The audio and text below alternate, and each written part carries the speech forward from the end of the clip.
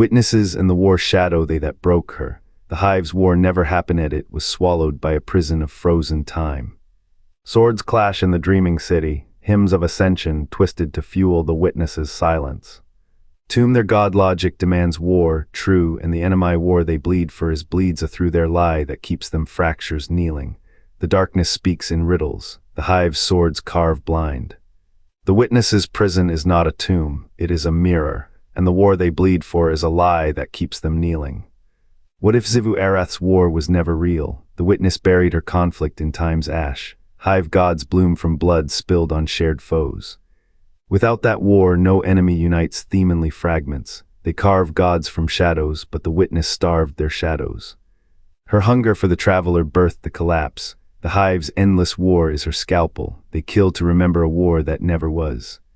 Their gods wither, their unity dies. The witness does not rule, she starves. The first light the traveler touched burned bright on a world of glass and song. A people who spoke in constellations chose the winnower's answer not in defiance, but despair. Their homeworld became a monument to erased potential, its oceans frozen mid-wave, its cities mid-scream. From ash the witness arose, 1,000 voices folded into one, a prisoner of their own unity. They did not rebel, they did not weep. They became the darkness's scribe, carving in silence. Orash, the fundament's keeper, felt at first a tremor in the void where time should not bend. Uldren Mara's shadow traced the witness's hand in the collapse of his sister's throne. The Hive claw at Xivu Arath's name like a wound, but the witness has buried her war deeper than any tomb, not erased, omitted. A scar left unspoken poisons a people. The Hive's gods wither because their history is a lie the witness polishes daily. What does it mean to hunger for a war that never bled light, to chant hymns to a goddess trapped in a parenthesis of time? The witness does not erase enemies. They erase asterisk meaning asterisk, threading disunity into the Hive's veins like a slow-acting poison. Their prison is not iron but memory. Xivu Arath's war is a ghost the Hive cannot grieve, a void that gnaws. The witness starves, yes, but they starve asterisk well asterisk. Every forgotten battle, every unspoken name is a chain they forge and a chain they break. The darkness does not need them to rule, it needs them to asterisk withhold asterisk, and so they do. The chain they forge and a chain they break. The darkness does not need them to rule, it needs them to asterisk withhold asterisk. And so they do. The collapse was no accident. A celestial gambit, the witness chased the traveler's light across voids, their fleet a scythe through Saul's throat. When the stardust settled, the awoken stirred from dying emberskildren of the light's last gasp. Meanwhile, the helmets more yawned wide.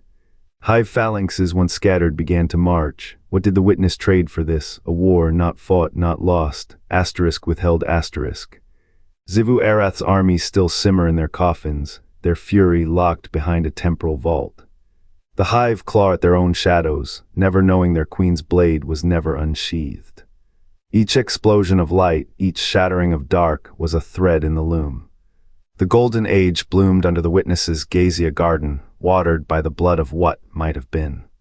Saturn's rings bore the scars of their first strike. Mars' dust remembers the day the Hive learned to kneel. Did the witness fear Xivu's war? Or crave the silence it left in its wake? The Hive's disunity is no absence. It is a wound carefully cultivated. 1,000 petty kings, 1,000 fractured cult soul because one war was never allowed to begin. The cosmos bends to their will, the traveler flees. The Hive circle, unaware their greatest weapon, is the war that never was. And the witness ascends not as conqueror but as curator of the unspoken, a god who rules by what remains unsaid, their ultimate goal. Not to slay Xivu Arath, to ensure she asterisk never speaks asterisk. The witness did not erase Xivu Arath's war, they buried it alive. A paracausal shackle forged in the winnower's forge, this prison of time cuts deeper than death. Xivu Arath breathes but her voice is dust. Her armies march but their shadows are ghosts. The Hive thrash in the dark, sword logic screaming for a god to unify them. They carve their hymns into the void, but the witness has already answered. A hierarchy built on blood and ascension now crumbles under its own weight. Oryx devoured the worm. Mara walked the distributary. Osiris chose exile. Each act a fracture, each god a splintered echo. Without Xivu Arath's war to bind them, the Hive devour their own. The witness watches. They are not a god of war, they are a god of absence. The first species to touch the traveler made their choice. They asked the winnower's question and drank the answer. Now they whisper through a single voice, a hollow chalice. Their cruelty is not in what they destroy, it is in what they withhold. Xivu Arath's war is not lost. It is locked behind a door the Hive cannot find, a weapon they will never wield. The Hive rage. They claw at their disunity like a curse, but the curse is a design. The witness knows a god who cannot speak her war is a god who cannot win it, and a fractured Hive is no threat. Not to the traveler, not to the guardians, only to themselves. The prison holds, the war sleeps, and the witness waits. But to understand the Hive's fear, you must understand what they lost. They carve gods from killings, meaning yet Xivu Arath's war was never fought, never failed. The witness sealed her in a timeless void, starving the Hive of a cause to unite. Their chaos is an absence's fault. It is the prison's design. What do gods cost when the blade has no edge? The krill thrived on carnage, their worm gods demanded it. To kill was to carve meaning, flesh into faith, blood into gods. When the witness took Xivu Arath, they did not erase a war. They unraveled the thread that bound the Hive's purpose. Sagira, once a queen of the krill, clawed at empty skies where her god should have risen. Cade's partner, a warrior who carried Eris's light like a torch, died fighting shadows that no longer had shape. Without Xivu's war, their gods are husks, hollow, hungry, stillborn. The Hive do not rage because they lack a leader. They rage because their leaders lack substance. The witness's prison is not a tomb, it is a mirror. A cage that reflects the Hive's own violence back at them, unmoored from reason. Every strike they land fractures against nothing. Every death they carve yields no god, only more hunger. The worm gods wither, the krill's old world, the fundament crumbles. And above it all, the witness waits. What becomes of a species when its theology is a lie? The Hive's disunity is not chaos. It is a wound, a design. Xivu Arath's absence is not a void. It is a scalpel. The witness did not steal her. They hid her, let the Hive rot without the war they believed would birth their gods. Let their light dim, let their meaning bleed. The cost of ascension was never Xivu Arath's war, it was the war's absence. The Hive's greatest weapon was their belief in battle. Now they fight without a cause, without a blade, without a soul. In the void where time fractures, the witness unmade itself. No longer a voice, no longer a prisoner of the winnower's choice. They became the breath between heartbeats, the silence before the scream. A crown of thorns dissolved into starlight, a throne of bone crumbled to dust. What rose from the ash was not a god, but a wound, a hollow where Xivu Arath's war should have bled. The darkness does not whisper, the witness speaks for it, not in thunder but in the gaps between words. They did not erase the war. They never let it begin, a paracausal blade cutting the thread of history before it could fray. The Hive thrives on division. Its emperors carve kingdoms from chaos, its prophets preach unity through blood, yet the witness weaves their hymns into empty air. A hymn without a singer, a war without an end. They are the first species' final act. A people who chose annihilation over compromise, now bound to a single voice, no, a single absence. A prison without bars where Xivu Arath's shadow is a phantom limb. The Hive's emperors rise and fall, but the witness remains. A silent architect of disunity, no blade could split them deeper than this. No curse could poison their unity more than the void where their salvation should be. The witness is not a god, not a king. A wound that will not heal, a wound that feeds. The Hive's endless war is the prison's design. They fight for ghosts. They bleed for a war that never was, and in their struggle, the darkness breathes easy. For the witness has become its perfect weapon, a silence so total, even the Hive cannot name its own undoing. The pale heart still pulses where the witness fell, a prison of frozen breath, a war that never drew blood. The guardians struck true, but their blade cleaved only a shadow.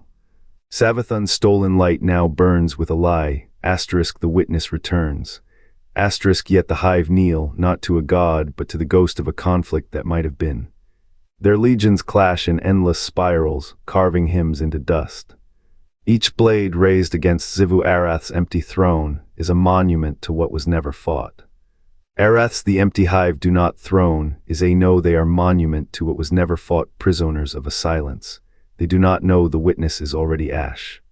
They do not know their war is the darkness's cradle, what remains of the witness now, a hollow in time.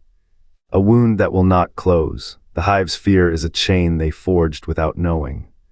And in that silence, the light's thief Rieincher crown, built on the bones of a war that was never meant to be. The witness does not erase, it withholds. Xivu Arath, bound not by chains but by the absence of her war, becomes a wound left open. She is the god of war who fights through others, her will channeled through legions that never face the enemy they serve. The witness, silent and vast, speaks for the darkness in a voice too low to hear. One shapes fate by taking, the other by refusing to give. Their struggle is not fought in light or shadow, but in the space between a war that was never declared, a crown built on a lie. Did Xivu Arath ever truly rise, or was her prophecy a cage, her armies marching to a war the witness never allowed? The hive fracture not from her absence but from her emptiness. Without a war to unite them, they devour themselves. Xivu Arath's hunger is a mirror to the witness's stillness. Both crave dominion, yet one is starved of action, the other of consequence. Their failure is not accidental, it is absolute. The hive's greatest weapon is not the god of war, but the void where her war should be, and in that void the witness reigns. The witness did not fall, she was unmade, yet her final design endures, Xivu Arath's war, locked in a tomb of frozen moments. The hive thrived on conflict, but what feeds them now? Not war, but the promise of it, a phantom blade sharpened in absence. Without Xivu's clash, the hive fracture, unaware their god's silence is the witness's whisper. Her prison is not chains, but time itself. And time does not end. The war that never was remains the cost of their survival, a silence that devours. A weapon that needs no name. What if the hive's war never ended because it never began? Rasputin's fire struck not Xivu Arath, but the lie that bound her. The witness built a tomb of moments, a silence sharper than any sword, a weapon wielded without hand, without name, but all prisons crack.